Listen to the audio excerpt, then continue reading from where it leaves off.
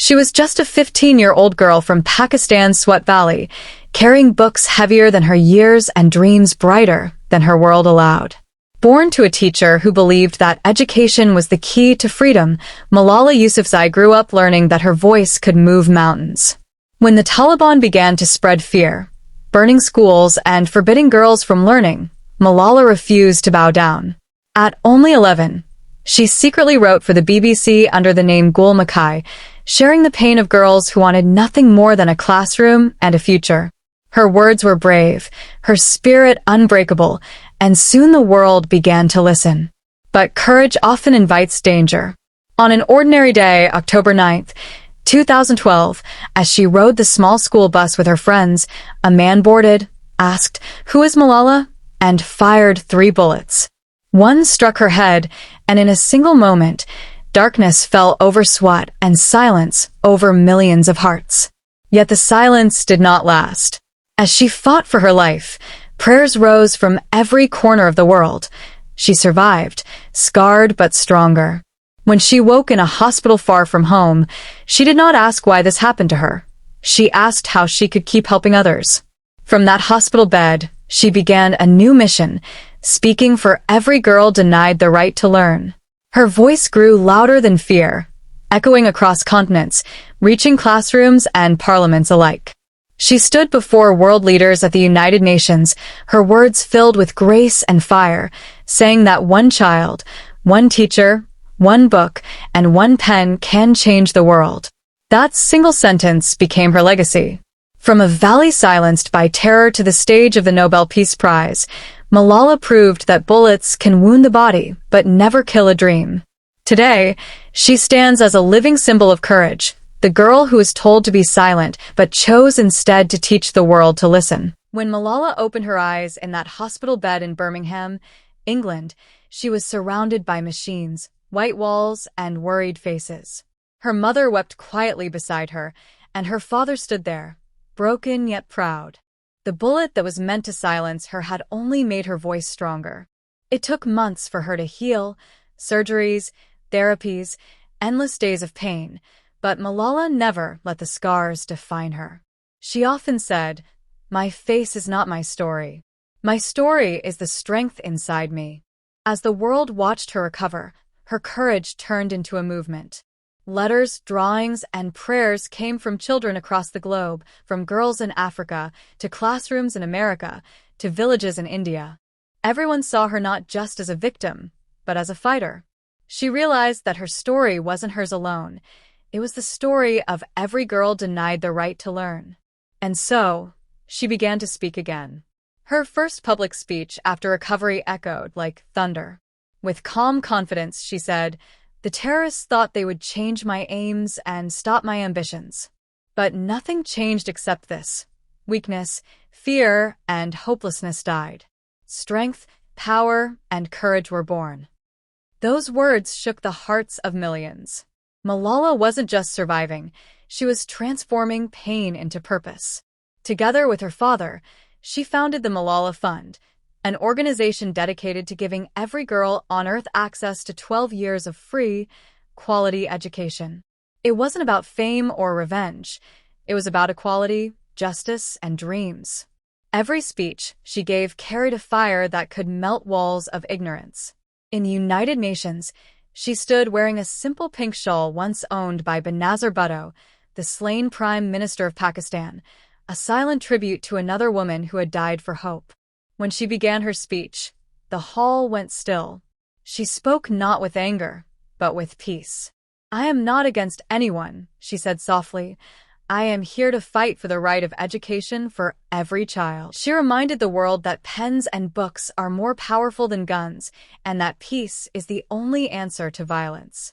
Her calm voice carried the weight of 1,000 untold stories.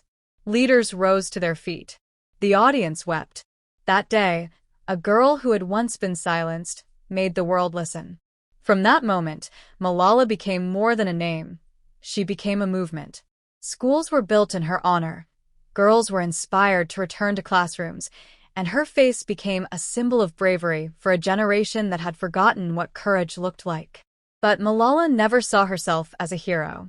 She would always say, "I am just one girl among many." Despite the awards, the fame, the interviews, she stayed the same, humble, smiling, and full of gratitude. She continued her education at Oxford University, proving that the girl who had once been banned from school now studied at one of the most prestigious institutions in the world. It was poetic justice, the ultimate victory of knowledge over fear. In 2014, at just 17 years old, she became the youngest Nobel Peace Prize winner in history. When her name was announced, the world stood still again.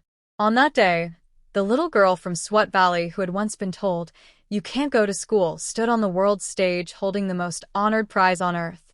She didn't smile for herself. She smiled for the millions of girls still fighting to learn. And even then, she said something so pure, so humble. "This award is not for me. It is for those forgotten children who want education, for those frightened children who want peace." Her life became a living example of forgiveness, strength, and light. She could have lived with bitterness, but she chose compassion. She could have walked away, but she chose to lead. Her journey reminds the world that one voice, even if it trembles, can change the future. Today, Malala continues her mission, meeting leaders, building schools, and empowering young women across continents. But beyond all that, she remains that same girl from the Swat Valley, the one who once walked to school with a backpack full of dreams, the one who was shot for speaking up, but rose to speak louder, the one who proved that courage isn't the absence of fear, it's the decision to rise despite it. And so, every time a girl opens a book somewhere in the world, a part of Malala's dream lives on, whispering gently through the pages. You can silence a voice, but never the truth it carries. Even after receiving the Nobel Peace Prize, Malala's mission did not stop. It grew stronger.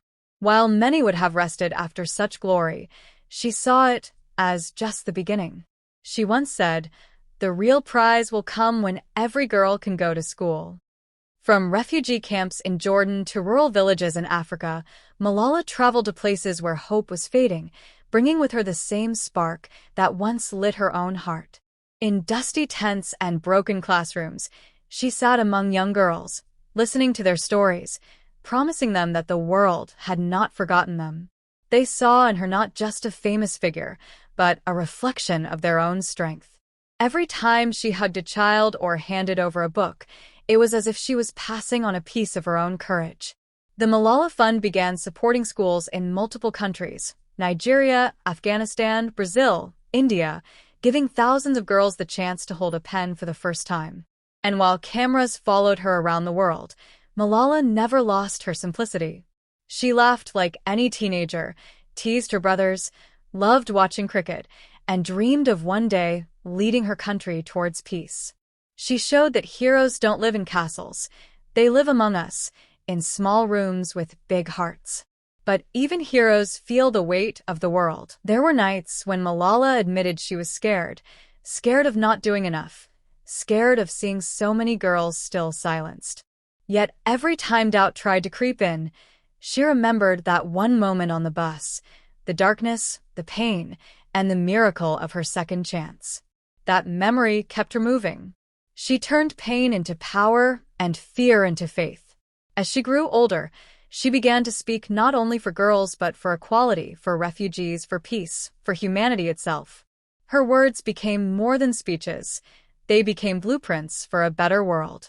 When she graduated from Oxford University in 2020, she wore her traditional Pakistani dress under her gown, a symbol that no matter how far she went, she never forgot where she came from. In interviews, she would smile softly and say, "I am proud of my scars. They remind me that I survived for a reason." And that reason was bigger than fame or history. It was to awaken a generation. Malala's story is not just about education. It's about resistance, about believing in something even when the world laughs at you. It's about a young girl who refused to let fear write her story. Today, when a girl somewhere opens a book for the first time, when a father decides to send his daughter to school, when a teacher tells a student, "You can do anything," that is Malala's victory. Her life proves that courage doesn't need weapons. It needs words, compassion, and an unshakable will. From the narrow streets of Mingora to the grand halls of the United Nations, she carried the same message. Education is the most powerful weapon we can use to change the world. And even now, when she stands before millions, she doesn't speak as a hero. She speaks as a messenger of hope. She reminds us that one voice, one girl, one dream can light up even the darkest corners of the earth. Malala Yousafzai, the girl who is told to be silent, but chose instead to teach the world to listen, remains a living symbol of bravery, faith, and the unstoppable power of education. And as long as her story is told, no girl will ever truly be voiceless again.